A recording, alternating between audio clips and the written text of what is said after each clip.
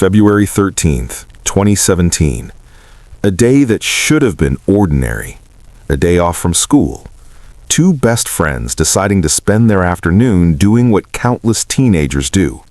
Taking a hike, snapping photos, enjoying their freedom. But for 13-year-old Abigail Williams and 14-year-old Liberty German, this ordinary day in Delphi, Indiana, would become anything but ordinary. It would become their last. What makes this case particularly haunting isn't just the tragedy of two young lives cut short. It's that one of these girls, in her final moments, had the incredible presence of mind to do something extraordinary. Liberty German recorded her own killer. She captured him on video. She captured his voice. She left behind evidence that would eventually help bring him to justice. But here's the twist that kept investigators and true crime followers around the world captivated for over 5 years.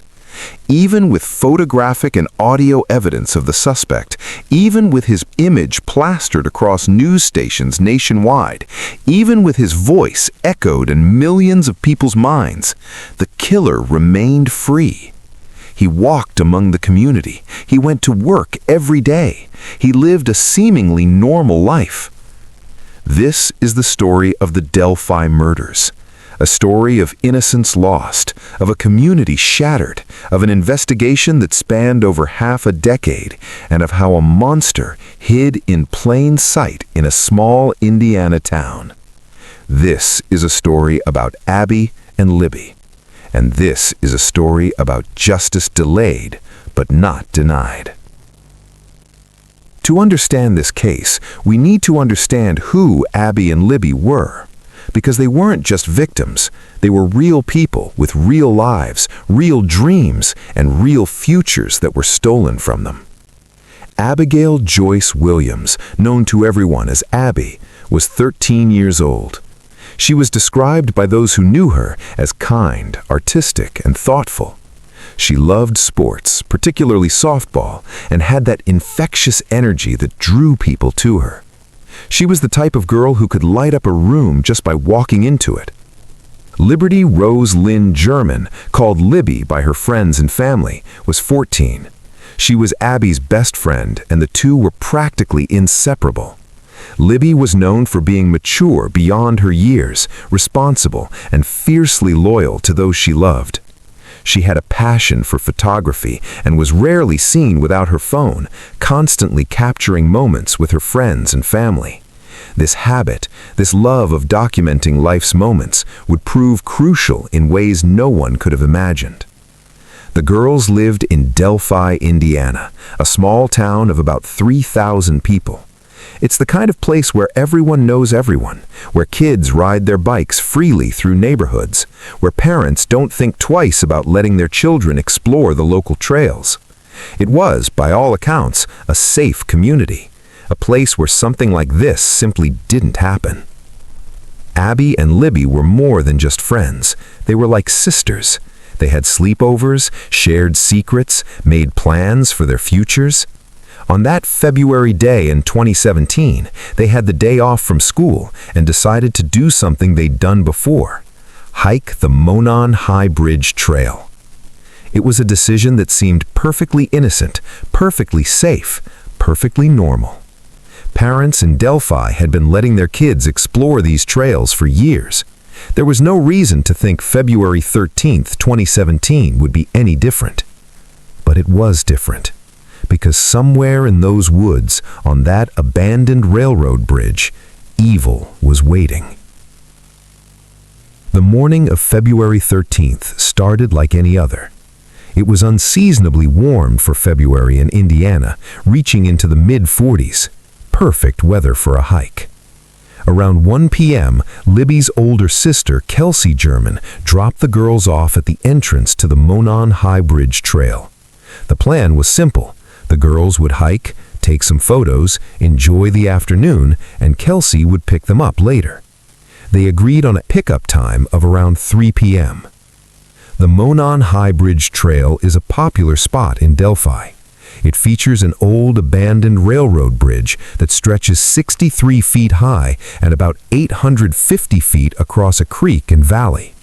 The bridge, built in 1891, hadn't been used by trains in decades, but had become an attraction for hikers and photographers. Walking across it was considered somewhat of a rite of passage for local kids, though it was undoubtedly dangerous. There were significant gaps between the railroad ties and no railings to prevent a fall. Libby and Abby weren't strangers to this trail. They'd been there before.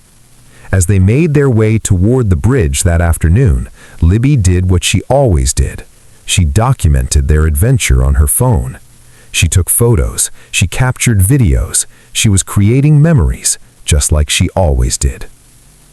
At some point during their hike, likely between 2 p.m. and 2:30 p.m., Libby took a photo on the bridge.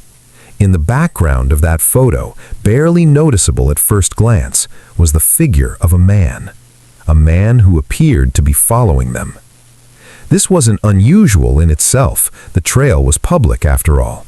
Other people had every right to be there. But something about this man must have triggered Libby's instincts. Something made her uneasy enough to discreetly start recording. What happened next can only be pieced together from the evidence Libby left behind and the crime scene investigators would later discover. But we know that at some point this man approached the girls. We know that Libby's phone captured his voice saying 3 chilling words: "Guys, down the hill." We know that somehow this man forced both girls off the trail and down to a more secluded area near Deer Creek. And we know that after that, Abby and Libby were murdered. When 3 p.m. came and went without the girls appearing at the pickup spot, concern quickly turned to alarm. By that evening, when the girls still hadn't returned home and weren't answering their phones, family members reported them missing. As darkness fell on February 13th, search parties formed. Volunteers combed the trails with flashlights, calling out the girls' names. Family members held on to hope that maybe the girls had gotten lost, maybe they'd injured themselves and couldn't make it back, maybe there was an innocent explanation. But deep down, as the hours ticked by, that hope was fading. February 14th, 2017, Valentine's Day, a day that should be about love and celebration. Instead, it became the day a community's worst fears were confirmed. Search parties resumed at first light. Volunteers, law enforcement, and family members spread out across the area, determined to find Abby and Libby. The search concentrated around the trail where the girls had last been seen, expanding outward into the surrounding woods. Around noon, searchers made the discovery everyone had been dreading, but no one wanted to believe. About half a mile from the Monon High Bridge, in a wooded area near Deer Creek, the bodies of Abigail Williams and Liberty German were found. Both girls had been murdered. The exact details of how they died have been closely guarded by law enforcement throughout the investigation and trial. This is common in high-profile cases. Keeping certain details confidential helps investigators separate legitimate tips from false confessions and protects the integrity of the investigation. But what we do know is that the crime scene told a story of violence. The girls had been killed in a different location from where their bodies were found, suggesting they had been moved. The scene indicated this wasn't a random act of violence or an accident. This was murder. This was intentional. The discovery devastated the small community of Delphi. In a town of 3,000 people, everyone knew someone who knew the girls. The local schools closed. Vigils were held. The town square filled with flowers, teddy bears, and candles. Parents held their own children a little tighter, suddenly aware that the safety they had always taken for granted was an illusion.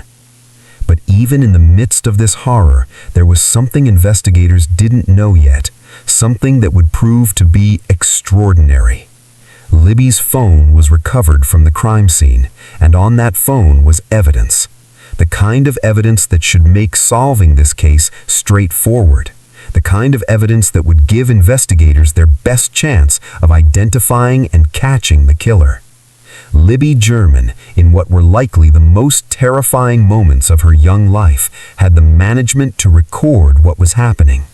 She had left behind clues to catch her own killer. When investigators examined Libby's phone, they found something remarkable and heartbreaking. In her final moments, this 14-year-old girl had the awareness and courage to record what was happening. The photo and video Libby captured would become some of the most analyzed pieces of evidence in modern true crime history. The image shows a man walking across the Monon High Bridge behind the girls. He's wearing blue jeans, a blue or black jacket, possibly a hoodie underneath, and what appears to be a hat. His hands appear to be in his pockets. He's walking with a slight gait. One investigator described it as distinctive. If you want to hear more true crime stories, inspiring tales, and real-life mysteries, don't forget to subscribe to our channel. Hit the like button, turn on the notification bell, and join us as we uncover stories that will keep you on the edge of your seat.